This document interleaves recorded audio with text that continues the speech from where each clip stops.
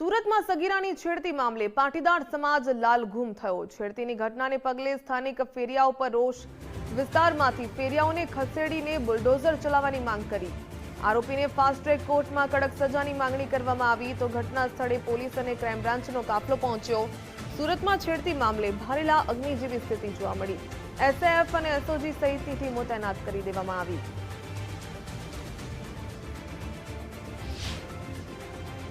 પાટીદાર સમાજની દીકરી જોડે બનેલી છેડતીની ઘટના બાદ સમાજના લોકોમાં ભારે રોષ છે અને જોઈ શકાય છે તેમ કે આજે જ્યારે આરોપીને રિકન્સ્ટ્રક્શન માટે પોલીસ લાવવાની છે તે પહેલાં અહીંના જે સ્થાનિક ફેરિયાઓને જે લોકો છે તે અહીંથી હટાવી રહ્યા છે। એ પ્રકારનો રોષ છે તે ક્યાંક જોવા મળી રહ્યો છે।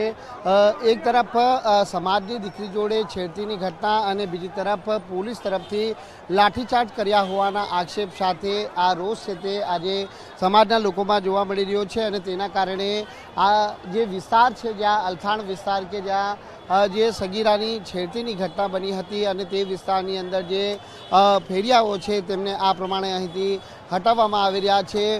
ખાસ કરીને સામાન્ય રીતે જે ઘટના બની છે ત્યારે આ ઘટના ને લઈને સમાજના લોકો છે તે એક રોષની લાગણી વ્યક્ત કરી રહ્યા છે।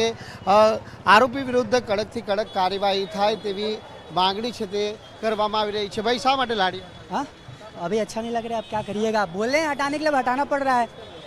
अरे यही सब पब्लिक सब अब जनता नहीं है, जनता लोग बोल रहे हैं हटाना ही पड़ेगा ना मेरे भाई। है यहाँ तो 8-9 साल हो गया, 9-10 साल हो गया है लगाने से। अभी कुछ नहीं बोले, अभी तुरंत ही बोले हैं हटाने के लिए, ऐसा कुछ नहीं। किस तरह आपको कुछ बोला गया है कि यह इस तरह मामला हुआ है?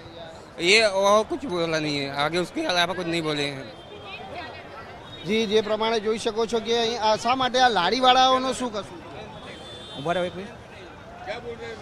લારીવાળાનું હું ભૂપેન્દ્ર કાકાને એટલું કહેવા માગું છું કે આજે લારીઓમાં વિધર્મી લોકો બિનકાયદેસર ધંધા કરે છે, બરાબર, તો એમના બધા બુલડોઝર ફેરવો, બરાબર, અને અમારી દીકરીને હિન્દુ વિસ્તારમાં કોઈ પણ હિંમત ના કરવો જોઈએ, બરાબર, એવી અમારી માગણી છે। ફાસ્ટ કોર્ટમાં એનો કેસ ચલાવવામાં આવે અને 2 મહિનાની અંદર એને ચાર્જશીટ દાખલ કરીને 3જા મહિને એને ફાંસીની સજા આપવામાં આવે એવી અમારી એસપીજી માંગ છે। જે પ્રમાણે સાંભળ્યું હશે કે આ વિસ્તારમાં કેટલાક એવા પણ લોકો છે જે વિધર્મીઓ છે તે અહીં આ પ્રમાણે લારીઓ લગાડે છે અને તેનો પણ રોષ છે તે અહીં લોકો વ્યક્ત કરી રહ્યા છે। જે ઘટના બની છે તે ઘટનાની અંદર કસૂરવાર આરોપી વિરુદ્ધ ફાસ્ટ ટ્રેકમાં કોર્ટની અંદર કેસ ચલાવી અને કડક સજા કરવામાં આવે તેવી માંગણી છે તે હાલ તો કરવામાં આવી રહી છે। કેમેરામેન દેવક રાણા સાથે રાકેશ બ્રહ્મભટ્ટ, ગુજરાત ફર્સ્ટ, સુરત।